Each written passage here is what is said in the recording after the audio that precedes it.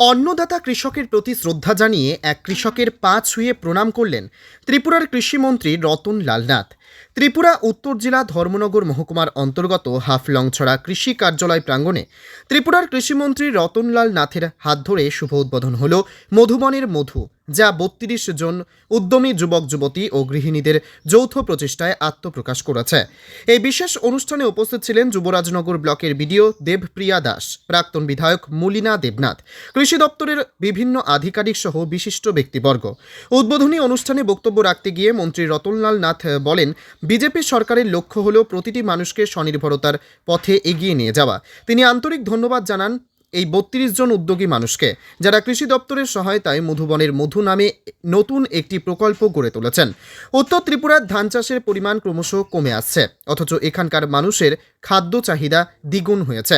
ভারতবর্ষের প্রধানমন্ত্রী নরেন্দ্র মোদীর কৃষি নীতি অনুযায়ী ত্রিপুরা উত্তর জেলায় ইতিমধ্যেই প্রায় ৫০,০০০-এর বেশি কৃষককে সম্মানিত করা হয়েছে, কিন্তু পর্যাপ্ত চাষাবাদ না হওয়ার ফলে কৃষিক্ষেত্রে উন্নয়নের যে সম্ভাবনা রয়েছে তা পুরোপুরি কাজে লাগানো যাচ্ছে না। মন্ত্রী রতনলাল নাথ এদিন কৃষকদের উদ্দেশ্যে ঘোষণা করেন, যেসব কৃষকরা এখনও পর্যন্ত পাওয়ার টিলার বা অন্যান্য কৃষি যন্ত্রপাতি পাননি, তাদের কাছে এবার সমস্ত আধুনিক কৃষি সামগ্রী পৌঁছে দেওয়া হবে। তবে কৃষি জমি কোনোভাবেই খালি রাখা যাবে না, কিছু না কিছু চাষ কৃষকদের করতেই হবে।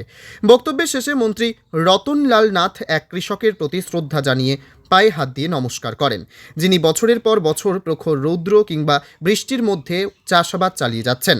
মধুবনের মধু ব্র্যান্ডের উদ্বোধনের পর মন্ত্রী রতনলাল নাথ ঘোষণা করেন, এই উদ্যোগ যাতে আরও প্রসারিত হয় তার জন্য ধর্মনগর শহরে একটি স্থায়ী বিক্রয় কেন্দ্র গড়ে তোলা হবে।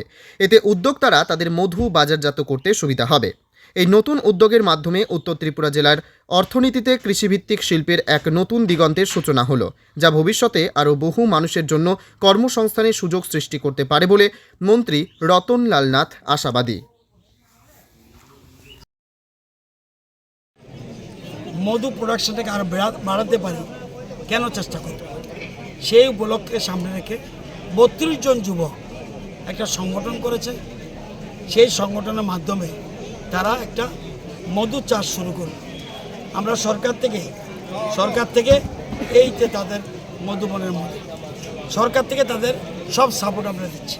তাদের মধুর বাক্স দিচ্ছি, মধুর কলোনি বলে, অর্থাৎ যেখানে থাকে এরা, এসব আমরা দিচ্ছি এবং সব ফ্রি দিচ্ছি। কোথাও ৮০০ টাকা লাগছে, কোথাও ফ্রি আছে, কারণ আছে খাদি কমিশন তারাও দিচ্ছে, আত্মা বলে একটা সংস্থা আছে, এরাও দিচ্ছে, আবার আমাদের হর্টিকালচার ডিপার্টমেন্ট দিচ্ছে। সুতরাং কোথাও সাবসিডি, কোথাও ফ্রি।